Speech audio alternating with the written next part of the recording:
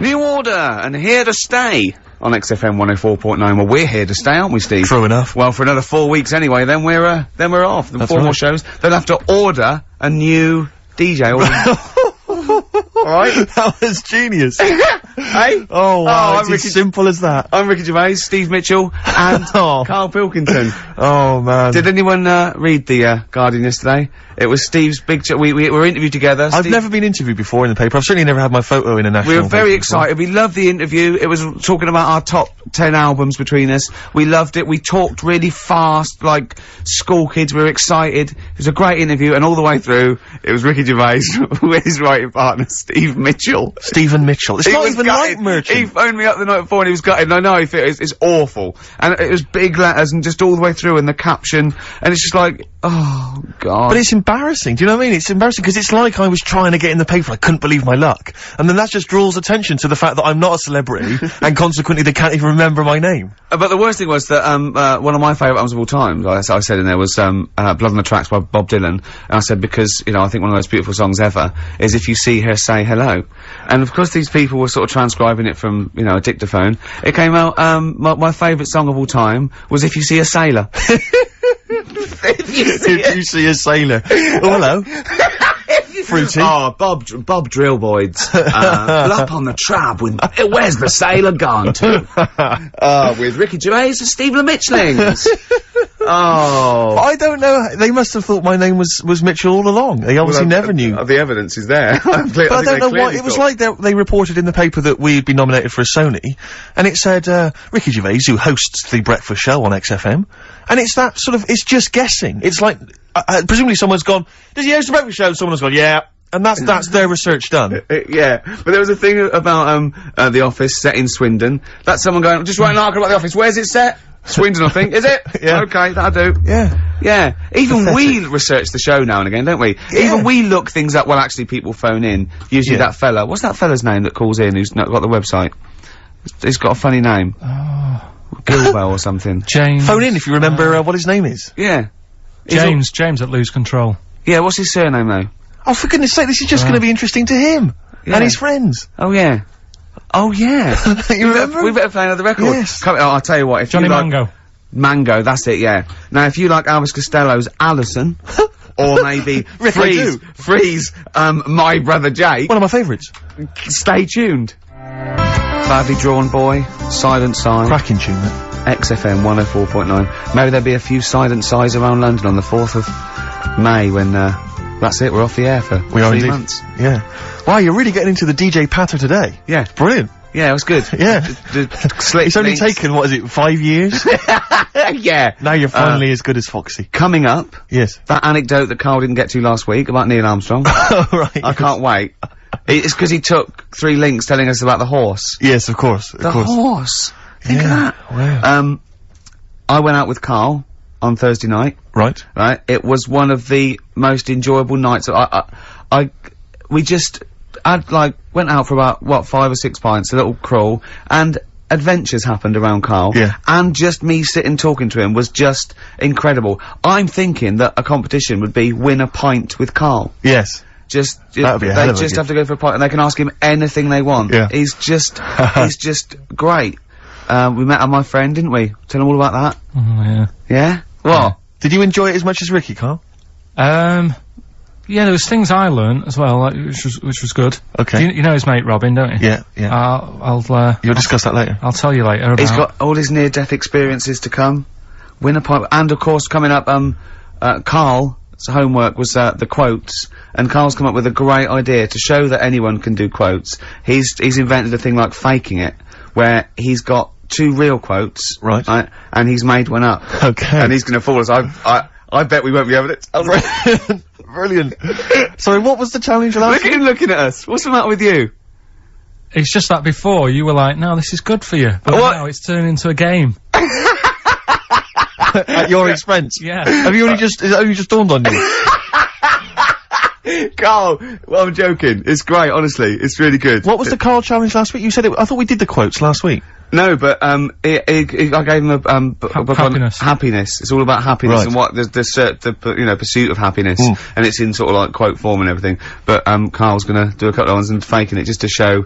I mean, because he's been coming up with fables all week as well. Now he comes up with something, he goes, "That's a fable, isn't it?" And he tells me so he's getting good now. To it all. If you play another track, what have you got? You got something special? I brought in I saw Elvis Costello and Jonathan Ross a couple of weeks ago, and he did just an acoustic version of Alison, and I forgot what an amazing song it is, and it's just, he's fantastic, he's the man. Listen to this guitar sound, it's so beautiful. My aim is true, to provide quality entertainment of a Saturday. That was Elvis Costello and his attractions, and Alison on XFM 104.9. I'm Ricky Gervais. Steve Mitchell here, and Carl Pilkington. Oh, it's going alright, it's going alright. I obviously been doing some acting, as you know, I mentioned it last week, doing this this sort of comedy pilot. This week, Carl, you're gonna be loving this. I've been doing stunts. I swear to God, I've been doing my own stunts with the guy that once made Christopher Reeve fly as Superman, right? And I was doing stunts. I had to do a thing where my character has to commit suicide. Don't think we didn't bring that up. Were you anywhere near that horse? No? Fine, let's carry on. And, my character has to commit suicide, and he has to sort of, leap off a building. So the first shot. That's something for comedy. Well, we were up on a roof, and obviously they had the crash mats and stuff, and I had to kind of leap off, and land on the mats and stuff. And obviously I was petrified the whole time because I was wearing my glasses. Petrified that they might get broken. So I was like not really doing it properly, and kind of leaping like what, you know, people when they can't dive into a swimming pool, and so they put that one foot out first to sort of break their fall. Was it you that told me that you could never get into fights? No, I can never get into fights or go in a mosh pit because of my glasses. I've missed out in life because I can't, because if I was in a fight and I say, come on then, you are, you know, and I was in a pub or something, they just have to whiff off the glasses, just knock them off, I'm done for. I got nothing. Really short-sighted, are you? Yeah, but anything's an advantage in a fight, isn't it? And the fact that they're just a blur is bound to hamper my otherwise brilliant, you know, ninja skills. So yeah, I've never got into a fight, I've never been in a fight at all, I've never, as I say, been in the mosh pit. On the wire. So this was making me sort of a bit worried, and anyway, so then I think, well fine, I've done my stunt, and I did it, and everyone clapped, they were pleased with it, and the guy who said I was very good. So then they drive us to the next location, right, I'm thinking I've done my stunts now. There's a crane, I think, what's going on here? Now they need to shoot me, like, I've already done the stunt where I've sort of leapt off the building, now they've got to actually see me falling, right? So I have to get strapped in with this huge belt, and they click wires onto me, and they hoist me about 30-40 foot into the air, on this wire, and I have to, and then they drop me at great speed, and I have to scream and shout. You know, it was partly acting. And, glasses on? Glasses, by this time I'd managed to get some wire fixed to my glasses so they wouldn't come off my head. I assured they were stunt glasses. They were doing their own stunts. Exactly. Yeah, okay. So they hoist me into there on this thing. They do a couple of sort of demo versions, you know, and just gradually ease me up higher and higher so I kind of become acclimatized to it. And, they get me about 30 feet up, and they got these huge crash mats, like those great big ones you always see kind of stunt people have. And they set up the camera and stuff down below, and while I'm up in the air dangling there, they remove those crash mats, and they replace them with those really thin ones that you always see, like, teenage gymnasts using on Blue Peter. Do you know what I mean? The really thin ones they used to have at school, right? And I'm looking down at this, and I'm thinking now, they may as well have shouted up, if you fall, you're done for, but we might be able to protect the equipment. Do you know what I mean? It was so rubbish. But you weren't gonna land on the floor, presumably? Well, the idea was that the wire would stop that. Right? Oh, I see, but there was no that was their safety. That was the safety net. Why did they not leave the real ones in? Because they had to, I don't know, for the shot and stuff, they had to be able to do it. But anyway, what was particularly joyful is one of the other actors pointed this out, right? This is the, this is the health and safety statement from the stunt guys, right? And they obviously have to write up this health and safety statement about how they do it. And it says, we confirm that we have proper safety policies, procedures to comply with the Health and Safety Act 1974, and that we will not do anything which compromises the health, safety and welfare of your production crew, actors or members of the public. If the above situation changes, we'll advise you immediately. I mean, if they think that maybe they do want to hurt members of the public, look at that fat one over there, just try and hit her and bring him down. Don't worry about that one. Don't worry. She can take it. She can take it. But, so that reassured me, obviously, and, now my whole body's racked with pain. Limbs, arms, head, neck. Unbelievable. Well, is the shot worth having? I mean, probably not. You'll wish you Do you know what the cameraman whispered to me? The cameraman whispered to me, he'd probably never use it. Yeah, Steve, you'll wish you hadn't told that wimpy tale when you hear just three random tales of near-death experiences that Carl told me. Right. Coming up. I mean, Honestly. Really? At least you had stunt people and crash mats. Yeah, And you got paid. Yeah. The things that he got up to, just through stupidity, Well. will put you just, what? What one of them wasn't through stupidity? Cakes. I'm already excited. The cake one? Yeah.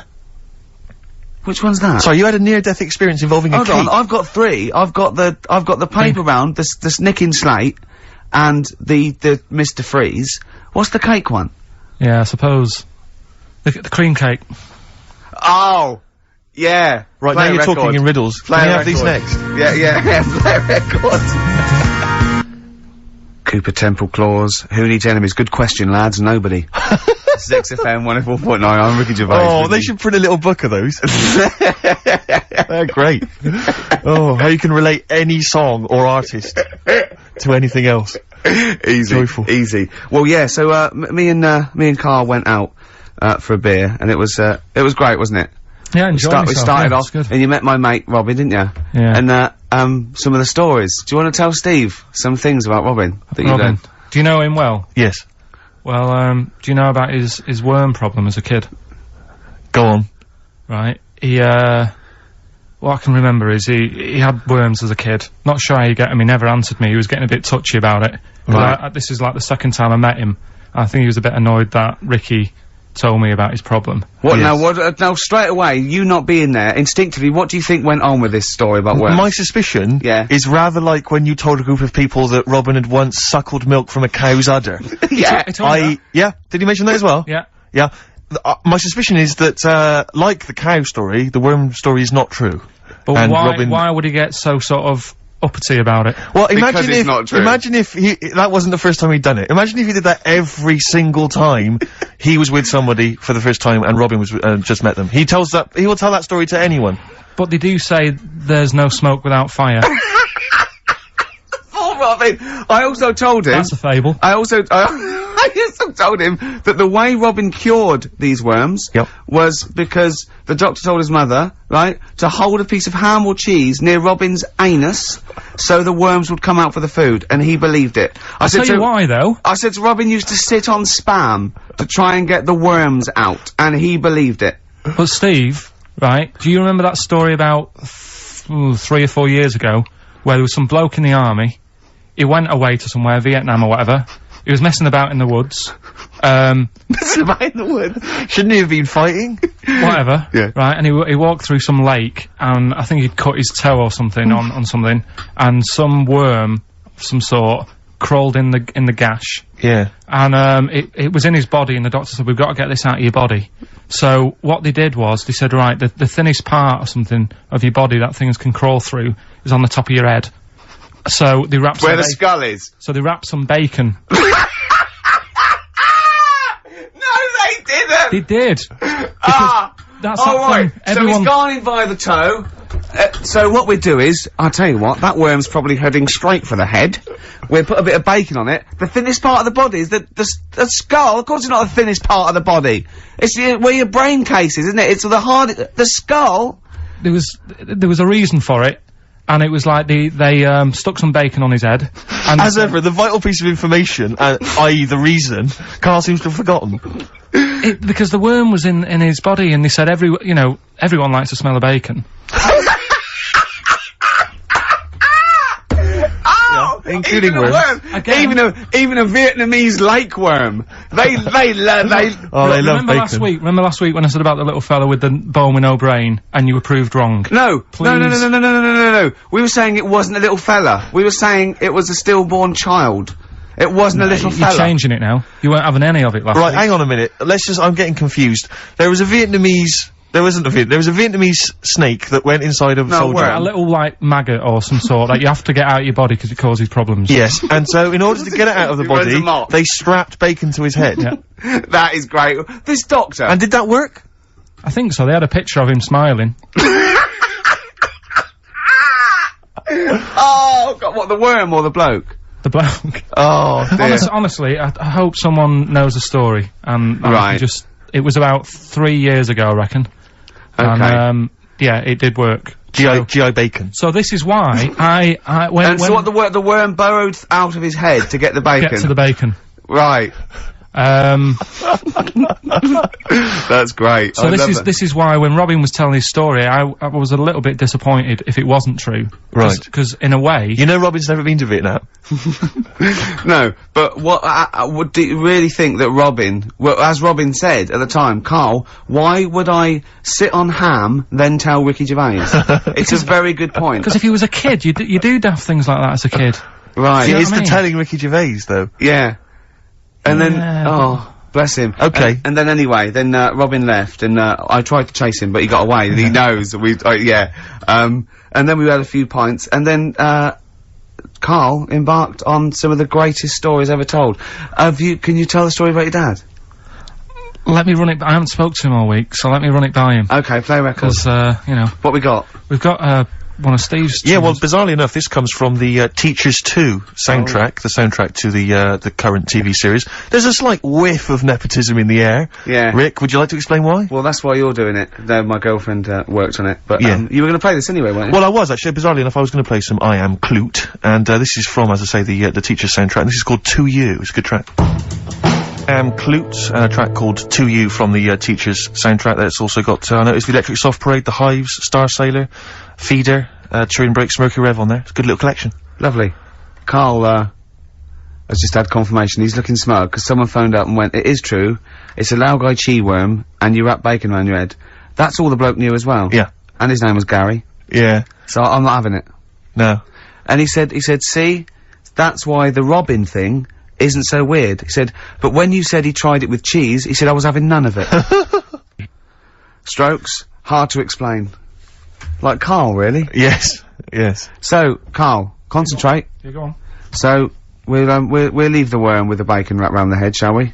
Well, if you're ever caught in the jungle... Yeah, always carry some... bit of Danish.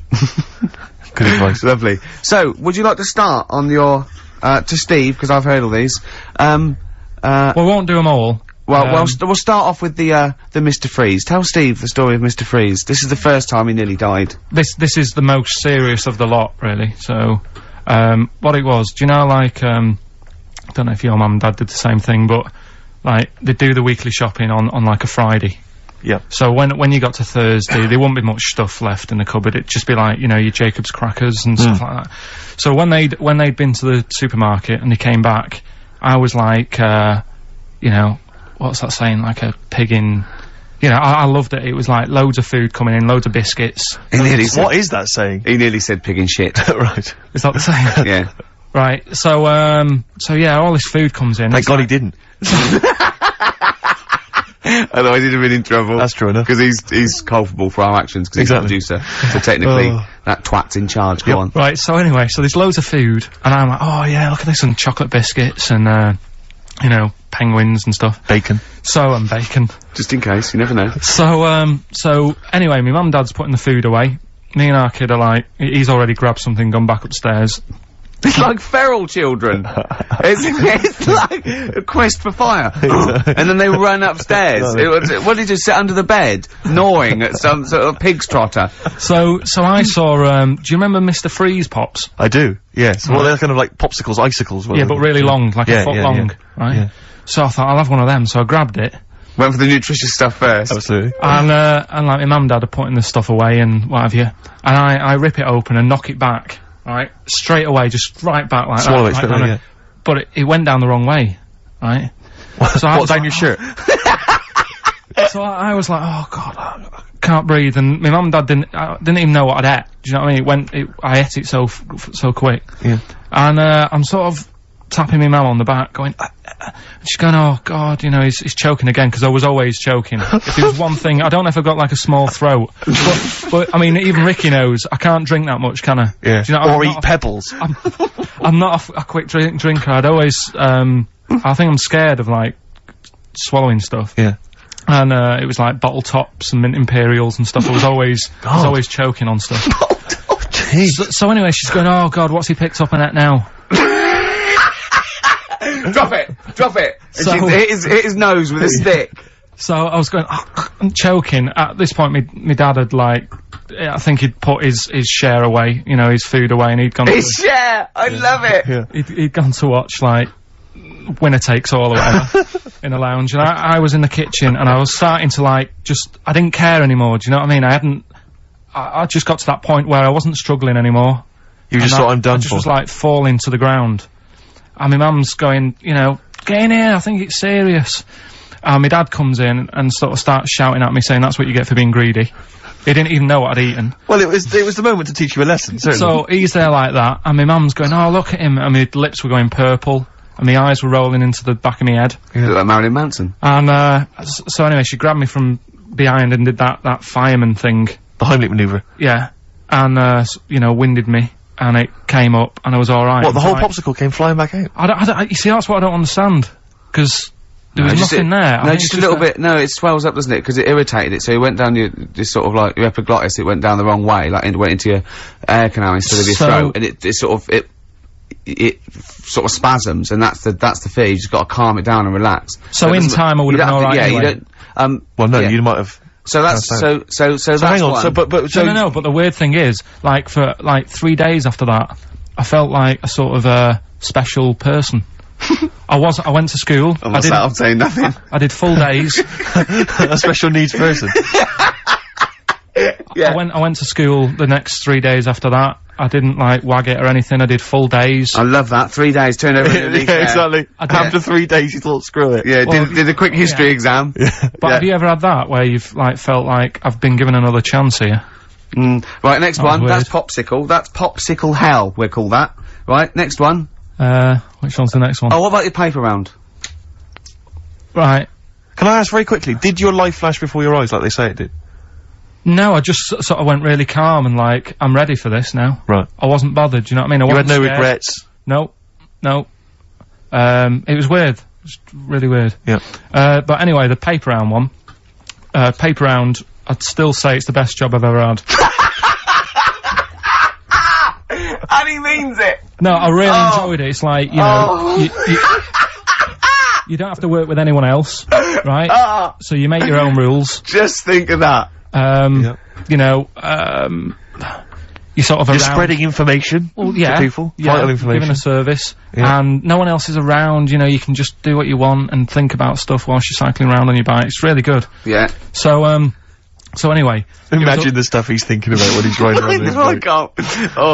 So getting in the head of a salamander. So anyway, I loved it, and even though I only got like 50p a day, right, no matter what the weather was like and stuff, I used to get up at 4:30 and go and do the round.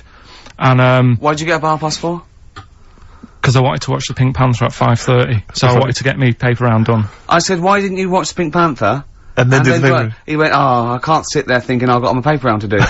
It'll ruin it for him. Yeah. So is it a good job or not? So 4:30 I was up and about, and this morning it was like winter, really bad winter, bad snow, you know, freezing cold, really windy and all that. And my mum said to me before I went to bed, she said, don't be getting up tomorrow, I'll give you the 50p. I said, it's not about the 50p. So, you know, people want the papers and stuff. So, conscientious. So anyway, I went to bed thinking, you know, that's it, I've told her I'm still going, so, you know, whatever. Go to sleep, get up in the morning, and, put all my kit on. And I used to have layers of clothing on because it was really cold. I had like a big anorak on with the fur on. I had like waterproof pants, and I got my paper round bag. And, I went downstairs to get out, and tried to open the door and it was locked. I thought, oh God, so she'd locked it so I couldn't go out, so I'm searching around the house looking for the keys. She must have hid them somewhere. I thought, oh God, you know, I've got the papers to do. So I thought, how can I get out? So I went upstairs, climbed out of the bathroom window. God. Right, and to try and jump out of the bathroom window onto the porch.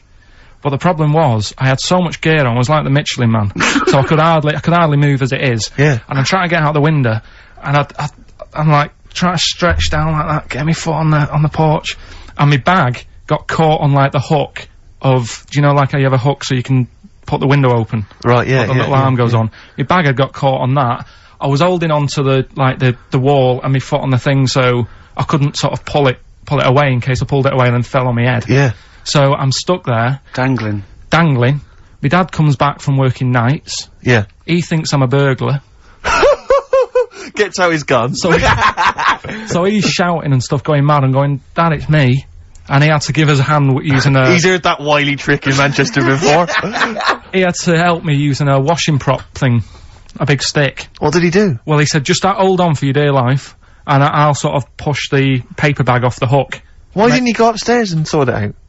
It was at that point where I was in the middle, there was nothing you could do, do you know what I mean? It's at that point where you've just got to make a decision. Yeah. And by the time you got upstairs, who knows what might have happened. Sure. Do you know what I mean? You've got to act there and then, no messing around. Yeah. So... And you could hear downstairs, now here he is, the Pink Panther. Yeah. Dad! Hurry up! Panther, ever so pink. Oh. So that was close to death, because I must have been about 30 foot in the air. Yeah. And I would have, you know, that would have been nasty if I fell to the concrete paving, so... Well, and, there's more to come. Should we play a record and come back to this? Because he's got more. Oh yeah, no, there must be one of them where you did fall on your head. This is the one I'm waiting for. There's gotta be one. That would explain so much. Yeah. I nearly did. Nearly broke me back. Jeez. Once. My dad said I bet I can't kick me out. I said I bet I can. And, I don't remember this. You didn't tell me this one. I bet you can't what? I was in the garden, summer's day, and it was that era when, like, doing kung fu and all that was really popular. Sure. And I was, like, messing about in the garden, punching the tree and stuff. And my dad said... What a kid he must have been. My dad said, I bet you can't kick your height. Kick your height? What, you mean kick as high as yourself? Yeah, so I must have been, like, 5 foot or something then. And I said, of course I can.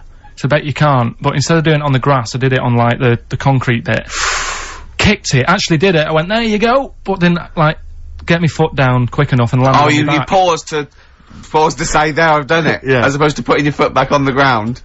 And landed on my back, and I'd still get back trouble now. Do you? Because they say that, don't they? So, to cut a long story short, he gave me about 4 or 5 near-death experiences, and he went, and the whole point of this, he went, so that's why I think I'm gonna die of something horrible, like cancer. And I went, why? He went, right, you ready for this? Yeah. He said, well, I don't check my balls. Wait. He said, I don't like the feel. Carl, always check your balls. Do you check yours? Like the feel. Why don't you like the feel of your own balls? They just... I mean, you know that I don't like bodies anyway. Right. Do you know what I mean? It worries me a bit that you've got all that going on in your body, right? And your skin's keeping it all in place. Stop. We're going down a whole other avenue of discussion. Let's play a track, let's come back to it. Oh, right, I've brought in this, this is, free. You know, you'll know from the Jeans commercials. Yeah, All Right Now. Long time ago, All Right Now, yeah. But this is a great little track. This is, My Brother Jack. Stereophonics, Vegas 2 times, XFM 104.9, into the last hour. Yeah. And then 3 shows to go. That's true enough. Until we're off the air. I'm Ricky Gervais. With him, Steve Merchant. Carl. Oh, yeah. Alright? Yeah. Let's go on, tell you, we cut short last week, weren't we? You had an amazing story about Neil Armstrong, didn't you? Well, we've been doing quotes, haven't we? Like famous quotes. Sure. I've, you know, gone down in history. Yeah. And, I was saying, you know, quotes don't really matter. It's more the situation that you're in than the quote itself. Go on. So, like, Neil Armstrong, if he'd have said, what, you know... Tie bacon round your head. I'm as happy as a pig in dust. Yeah, that would have still gone down in history as, like, being the thing that Neil Armstrong said, wouldn't it? Yeah. Yeah. But... Space is driven in mental, probably would have been but he chose to say something profound and meaningful, to befit the situation. It's, well, he got it wrong, actually. It's, a small step for man, one giant leap for mankind, but he was meant to say... Yeah, we discussed this last week, Rick. Stop showing off. Well, no, but people might not have listened last week. Yeah, it doesn't matter. I can't imagine people we better tell him every week, then. Yeah, but he said, he should have said, this is one, small step for a man. Yeah. But anyway, he had a good effort, and that's quite... And that's an example of what I'm saying. The fact that he got it wrong, but it still went down in history. Right. But anyway, the bit that... and it didn't happen anyway, did it? What do you mean it didn't happen anyway? That's what a lot of people say. That no one's actually been on the moon. Ah, yes, of course. They filmed it in Teddington Studios. Well, they were saying something about there was shadow on the film, and you wouldn't get shadow on the film, and... There's all sorts of things. These people that you always quote as they... Who are they? Are they living in jars? Are they little fellas in jars? Look, Go on. You know... Do they appear to you in dreams? I've spoken to different people about it, and there's loads of little things that if you watch that programme, you know, of them being on the moon, there is no way they could have done it. Right. Done. Fine. Yeah. Done. Anyway. That's put to bed. Yeah. But Good. anyway, as he was getting back in the spaceship on the moon, or whether it be a TV studio, he said... good luck, Mr. Croucher. Right. Have you heard this? No. And the reason he said that was because when he was a young kid, and he was I think it was Croucher, but when he was playing as a young kid in his garden, he was playing baseball with his mate, and he chucked the ball to his mate, and his mate hit the ball, and the ball went over the fence to the next door neighbour, right? So he goes, right, I'll just nip over and get the ball. And as he was getting the ball, the window was open to his neighbour's house, and he heard, like, the woman shouting at her husband, saying, I'm not going to be giving you, a bit rude, so if you've got a kid in the car or whatever, turn it down. What, yeah, that's covered that, yeah. Right, Genius. I'm not, no matter how many times you ask me, I'm not going to be giving you oral sex. The day I do that, man would have walked on the moon. Right? Yeah.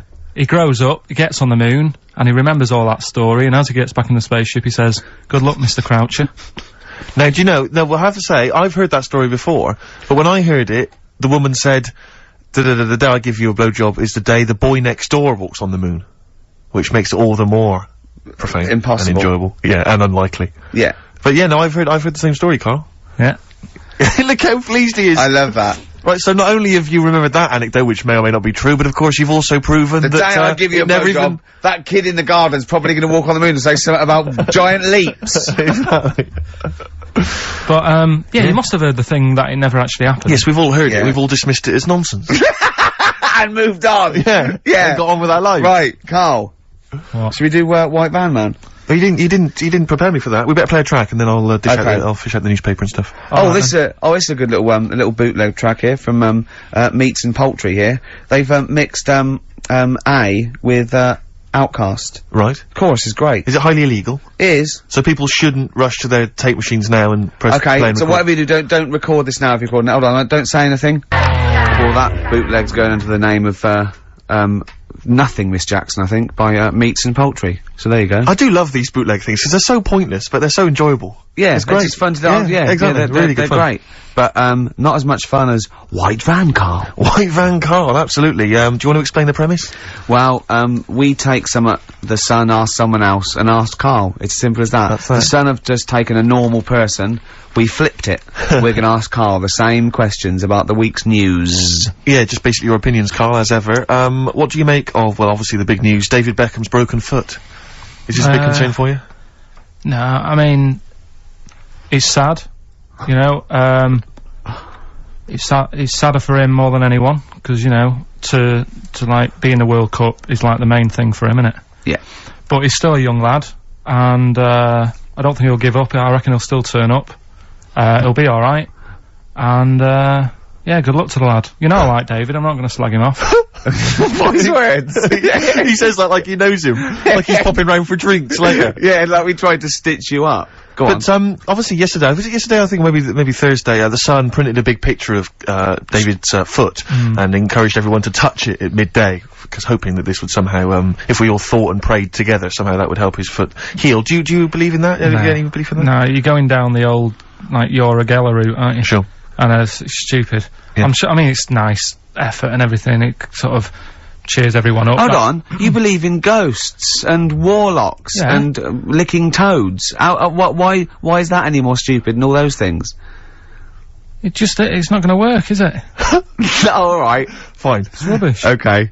Okay, what about this then? There's, apparently now available £1.5 million apartments available on an exclusive ship which sails around the world. Yeah, it's like, what do you make of that? It's a huge thing, and you live on it, and it's, I mean, in theory. How big is it? It's mental. Do you know it's when like a town centre. Do you know how, like, people said that the Titanic was the biggest ship? Was that only then? They've got bigger ones now, haven't they? Yeah. A lot bigger. Oil tankers are much bigger, and, yeah. No, but actual liners are big. Yeah, it was the biggest then, yeah. Because my mum told me that there was one that was that big that it had, like, rough areas on it.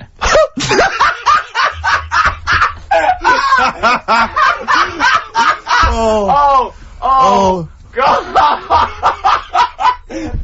Don't go starboard. Oh, God! No, but do you know what I mean? Right. It was like we're thinking of moving. We're seeing the captain. We're thinking of moving to a nicer area. Oh, yeah.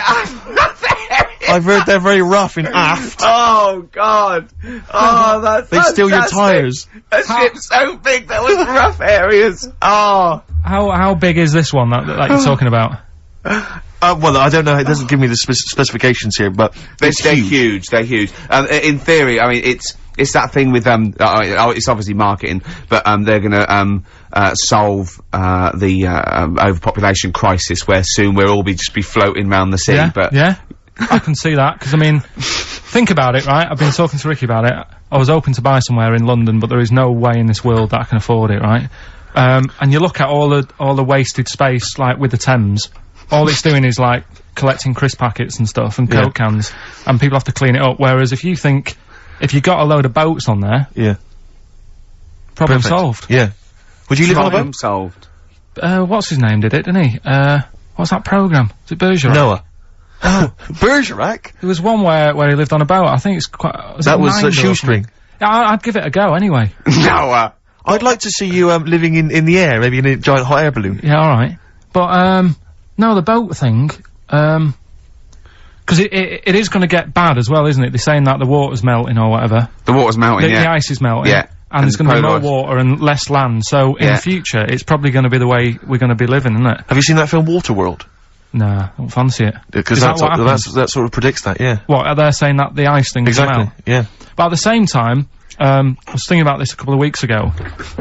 If you get, I mean, I think I read that, like, a big chunk of ice, fell off one of the ice, what do you call them? Caps. Ice caps. Something like I think they said it's the size of the Empire State Building or something. Right. It snapped off and went into the water, and it's melted. And they say, oh, it's bad news, you know, that something that size is melting. But the way I look at it, if something that size falls into the water, it's like a big ice cube, and it's gonna freeze it up again. You with me? Not really, Carl. Go on. Right, you get a giant ice cube, the size of the Empire State Building, stick it in the water, it's gonna make, it's gonna stick back on again, isn't it? Well, no, only if it freezes up again. Yeah, well, it will freeze up. The water's gonna get cold again, because you've just put a giant ice cube in the water. So when you put an ice cube in a drink, the drink doesn't freeze, does it? No, the ice melts. If you put one the size of an Empire State Building in your glass of Jack Daniels, it's gonna make it freezing. It's not going in a glass of Jack Daniels, it's going in the ocean. I know, but you see, I'm using my fables. Imagine a world... Use your brain instead! Imagine the world, imagine the sea, like the Arctic or whatever, as a glass of Jack Daniels. Okay. A big ice cube falls into it. Yeah. It freezes, it melts back on again. So we're alright, I don't know why everyone's worrying. God, thank God for that, I was getting panicked. Oh, fine. Do you understand what I'm saying? Yeah, no, you're right. Yeah, that will happen. Should we play some more music and then come back to White this is better than ever. This is dynamite this week. Fine in there on XFM 104.9. We're doing White Van Carl. Got another one there? Well, it's just your thoughts really on the Queen Mum's very British send-off that she was given this week. Yeah. What do you make of all those people queuing up to see her? Did you think that was incredible? Right. Well, we said last week, you know, there was I don't quite understand why there was so many people there, who were, like, getting really upset. Do you know what I mean? Really upset, crying and stuff, and, you know, you can lose someone who's, like, related to you, and you don't cry like that. You sort of sit there and you think back to what you did with them and stuff, and then that's it. But, the queue thing, wasn't it, like, miles long and stuff? Yeah. It was, yeah. Right, I was sat watching this with Susan. 12 hours queuing. Yeah. It never got to 12 hours. It did, but that was the estimated time. Now, but how long is a queue when they're just, like, you know, walking along? Think how far you can sort of, like, you know, stagger in 12 hours. Incredible. It's been ridiculous. Yeah. But, again, you know, if they want to do that, it's their time and that, innit? And it was at the weekend, so they could have... It's not as if they got out of work to do it. No. You know what I mean? They used their own time, so good on them. But I thought, right, what they could have done... Remember when I studied Che Guevara? Yep. Yeah. Right? And don't be offended by this, it was just an idea, because they did it with Che Guevara. Remember when they cut him up? Yes, they cut him up, yeah. What was the reason for cutting him up? Well, they cut up Che in order to try and, you told us that they were gonna send bits of his body to Fidel Castro and various other people, wasn't that right? As a warning, wasn't it, though, to all the people, like, one to... Yeah, my understanding was that they cut him up in order to, so they could bury him in different places, so that there'd be no shrine, there'd be, not one place that you could go to in order to sort of make him into a martyr. A little bit like that. I've, like, I can vaguely see where this is going. 6 queues, and it's like, number 1, you can, you know, go and pay respect to her head, or whatever. Oh, God. No, but I just was thinking the way of speeding it up. I'm not having a go, because they haven't done it, so it doesn't matter. God. But they did it with Che Guevara, Yeah. Everybody would have felt like they've got close to her. And it would have speeded it up. No, I mean, but I can understand. Can I just say that genuinely, Carl is not being disrespectful here. This is his best idea to cut down the queues. So don't phone in. He's not suggesting we should have done this. He genuinely is.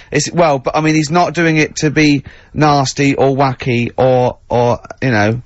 He thinks this is a good idea. So can I just throw a thought at you? Che Guevara, who was like a powerful man, he did a lot for the world and what have you. Yeah. And are you aware that I feel slightly responsible for this because have you heard of the quote, a little knowledge is a dangerous thing? Yeah. Okay. Steve, next one? No, just a very quick question. I can understand those that have queued for 12 hours to see the head. I'd be a little bit annoyed if I got there to find a toe. I'll tell you what though, they could do without chopping her up. They could put about 9 queues, each could see each hip she had.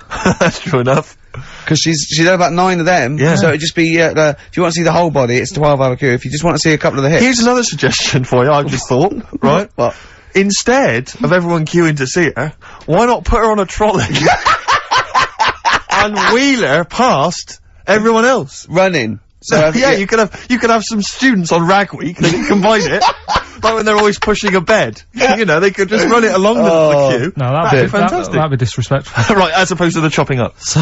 Sure. No, right. But just an idea. Just I apologise now if anyone's offended. Anyone offended, I'm sorry, but... Yeah. Okay, finally, this is more frothy. Liz Hurley lying low, apparently, at Elton John's house to try and avoid the press now that she's had a child. That's a good place to go to avoid the press. Exactly. Yeah, yeah, Elton John's house, Everyone seems to be friends with Elton John, don't they? Every celebrity's When friends did he pop into Elton John's house? What is he running some sort But it was like when Robbie Williams was a drunkard and a drug addict, he went to Elton John's. Yeah, and who's the other fellow that went there as well? What's someone to, you know, to recuperate and, shoulder to cry on? Is he giving out false passports? But I don't know if people have seen his history. He's not the man of, you know, I mean, I know he's cleaned himself up now, but, you know, maybe that's it. Maybe he's got this kind of insight into, how to deal with celebrity. Yeah. What do you think? I think it's just genuine mates with him. I think he's just like a friendly bloke. I think she's been doing too much lying low in the first place. That's part of the problem, isn't it? High five, Carl. That was a genuine joke from Carl there. And he's so proud of himself. Look at his little face. Too much lying low. Oh, that was my man. I agree with you. Why can't she just go around to her mum and dad's or something rather than Elton John where everyone's looking? Yeah. Yeah. Yeah. That's the point, isn't it? Yeah. So that was good, yeah. Very good, yeah. Right, what music we got? We got, Bit of Flaming Lips. Flaming Lips, excellent. There's the classic Race for the Prize. Should have been a big hit, never was, sadly. The Flaming Lips and Race for the Prize. Just playing that, Rick, for everyone who emails us in. We get a lot of emails every week, but we obviously don't really respond to them because we're very lazy people, but we obviously appreciate it. And I play that particularly for Claire, who's emailed in saying her friend Sarah Prosser would like some Beatles. We're not going to play the Beatles this week, but Sarah apparently loves us more than words can express. More than Carl could express. Absolutely. I'm going to stop you there, Steve. You don't want an advert. Spread your love on XFM 104.9. I'm Ricky Gervais, with me, Steve Mitchell. And now it's Carl's bit. It's the re-education of Carl. He's like Liza Doolittle. And now he's coming, or Lawnmower Man, if you've seen that film. More like Lawnmower Man, if you've seen the film. You'll know what I mean. And his homework was to just study quotes, really, on happiness and stuff, and general well-being. He's not a big happiness, quote fan, are you, Carl? Not really. So what have you done? You've come up with something, haven't you? Right, yeah, I told you, right? Because a lot of these are just things you say every day. They're nothing special. So what I'm doing... Well, you say them every day.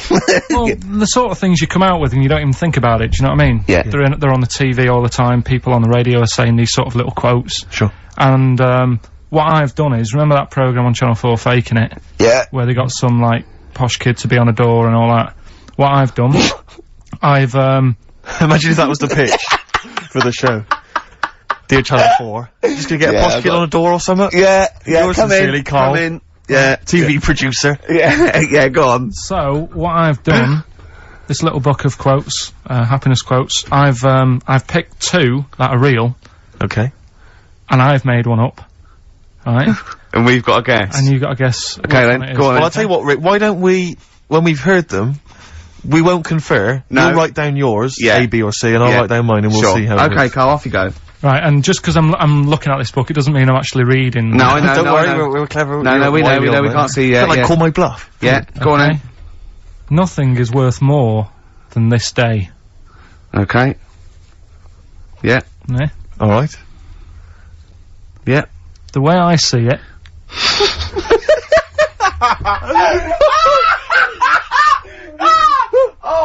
Oh God, my head's gonna burst. No, hang on. My head's gonna burst. No, Hang no, on. this might not be Carl's. It might not be. How do you know I haven't tweaked them a little bit? Yeah, good Okay, point. fair Good enough. point. No, good point. The way I see it, if you want the rainbow, you got to put up with the rain.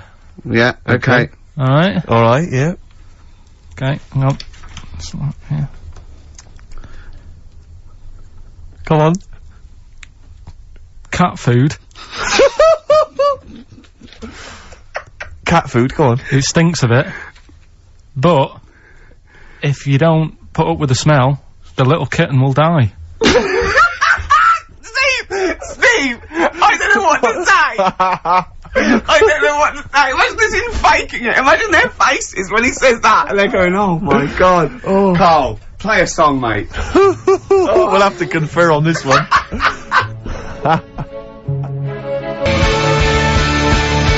By Blair. Well, that's just amazing, Carl. Just read them again. Two were real, one was fake. Go on then. Right. First one. Nothing is worth more than this day. Excellent. Next one. What does that mean? Well, cherish now, cherish your time. Okay. Because you can't get it back, and Yeah. you know. That's the way I saw it. Carpe diem, whatever it is, seize the day and all that. Okay. If you want the rainbow, you've got to put up with the rain. Yeah, of course. Yeah, rough with the smooth. You know, it's not all plain sailing, but you know, rainbow's beautiful, but it comes because of the rain, which you might not like. So Yeah. make the most of everything, and yeah. Good. Cat food doesn't smell good, but if you don't put up with it, then the little kitten will die. Right, now, Carl, that is a good effort. Now, that one's yours. I mean, obviously, right? Right.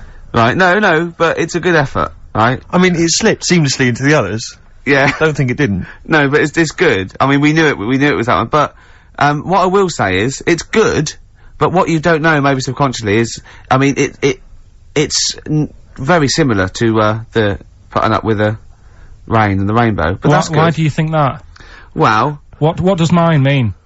well, even though it smells bad, it's good for something. Right, So see, that's I didn't look at it like that.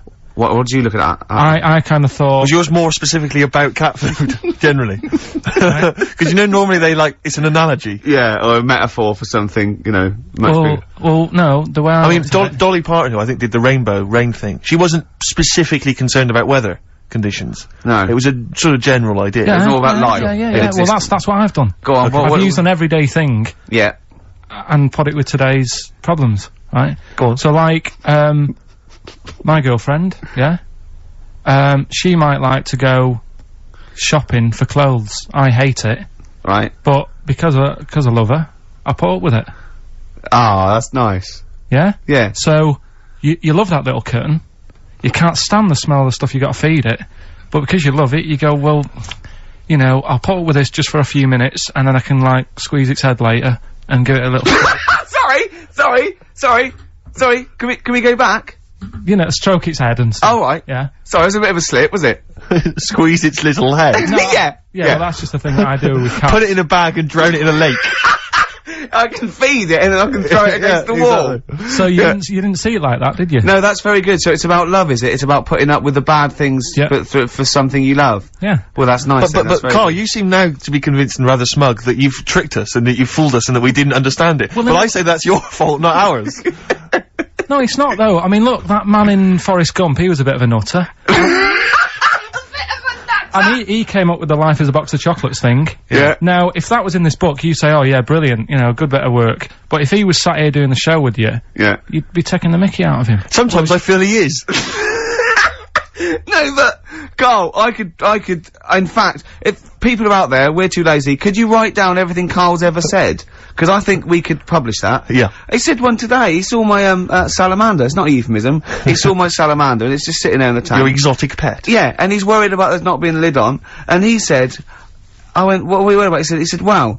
He said it sits there for 24 hours a day, obviously planning to get out. Well, he's got nothing else on its mind, and it's the daft thing is, he has actually got the lid ripped up a little bit. Like, it's got nothing else to think about. and it'll be looking up there, Yeah. and it's going to get out. But what's the worst that could happen? What's it thinking? What do you think it's thinking, this salamander? It's got its eye on the DVD player. I can have Ian be down the market. Well, Oh God! are they dangerous? Could I just say something? Are they dangerous? I think the salamander's thinking exactly the same things as you. I mean, to look at you, you've got the same expression on your face. You know what I mean? You're dressed in green as well. You've got a little round sort of Hamburglar type head, like the salamander. Very similar. And yet I think, and you bonded with it, didn't you? Yeah, but I probably would have tried to get out, but my little paper round bag would just hang on the corner. Yeah. Listen, can we have more nepotism on the show? I know that we did that earlier with the teacher haven't got long, have we? We haven't. My housemate, you remember I was working out with him last week to Helen from Big Brother's dancer-size video. That's just frightening. Yeah, we've kind of let that slip a little bit, I've got to be honest. But anyway, he's joined this band. They're called Fujiya and Miyagi. Slightly difficult to pronounce, but anyway, this is a track that I think's been getting some play by Nick Luscombe and John Kennedy on XFM. They got a gig this week at the Pool on Curtin Road. That's 18th of April, Thursday. Let's play it. Can I just say I've got a fridge freezer for sale, 400 quid or nearest offer. Fujiya and Miyagi performing live Thursday the 18th of April at the Pool on Curtin Road. Admission is free, Rick, so I imagine you'll be heading down there. Yeah, I will. Well, I've enjoyed this show. Yeah, it's been a good one. It's great. It's been great. Carl, any more? Oh, tell that story that you were telling me about your dad when he was driving. Well, it's just that you were talking about, well, I mentioned Forrest Gump. Yeah. And, the Forrest Gump types. When my dad was when he was a taxi driver. Yeah. You used to have to, sort of do your bit for the local area. Oh, God. By taking the Forrest Gump people to Blackpool. Yeah. Is that what they're called now, the Forrest Gump people? Is that what the organisations that support them ask for them to be referred to a minibus with exactly. Life is a box of chocolates.com. Well, Forrest Gump types. It must be, so you work with these people. It was, the people with learning difficulties. Yeah, and they used to get 5 Coming home must have been a busman's holiday. So he got 5 of them in the cab. Yeah. And he had to go to Blackpool, and 4 of them were really good, you know, behaving themselves, didn't mess about, weren't fighting and stuff, but there was one who was just causing loads of trouble and he couldn't control him. Oh, and what you've got to be able to do with people like that, you don't want them to get stressed out because it's not good for them. It stresses them out, and you could end up with a bit Thanks, Dr. Carl. you could end up with a bit of a riot on your hands. So he thought, I'll nip this one in the bud right now, and he pulled up just on the outskirts of Blackpool, and he took the one out that was causing problems and put it in a wheelie bin. Oh, no. Oh, I'm sorry. I apologise. He did what? Oh, He did it for the good of the others. He put it in a wheelie bin. It was having a good time. He thought it was one of the rides. Can you stop saying it? Him. Yeah. He was having a good time, and once he calmed down, my dad went back and picked him up, and he was fine. He had a good What, time. he left him in there the whole time the others were in Blackpool? No, he left him there, not the whole day, probably about an hour and a half. In a wheelie bin? In a wheelie bin. Why couldn't he get out? Because, like, his arms were trapped on the thing. Some of those What, he tied him up? No, do you know, like, because he was a big fella, and, like, he managed to get him in so his arms were down the side like that, so he was a bit trapped. Wasn't he screaming and crying and stuff? He was making a bit of noise, but do you know what I mean? What, you feel served him right? Well, but anyway, I didn't really want to talk about it. He just brought it up because of Forrest Gump. Did his, family know about this? Is this the first time they'd have heard about this? He didn't get asked to do it again. Because he had another problem similar to it where he had a little minibus, and it was his job to take a load of old women to the bingo hall, and it was miles away. And he took him there. There was no problem. About 10 old women in a minibus. One of them was causing trouble, so he pulled over it. No, right, so he took him there, everything's fine, he dropped him off, they had a lovely night, right, they had a lovely night, won a bit of cash, coming back, it's a bit of a late night, and they all started moaning at him, going, I want to be dropped off here, take me there, I want to be dropped off first, I've got to get up early, blah blah, my husband's expecting me, I'm already late, take me here first, take me there, and he just pulled up, in the middle of nowhere, said, get out. And he made them get out, and they all called for taxis. They charged that company who was meant to be taking him home in the minibus, and he got the sack. But a similar sort of story. You can't be dealing with it when people don't sort of just calm down and, like, solve the situation. Yeah. They're just all like, I want to be dropped off first, take me here first, take me. Yeah, so he acts like a madman.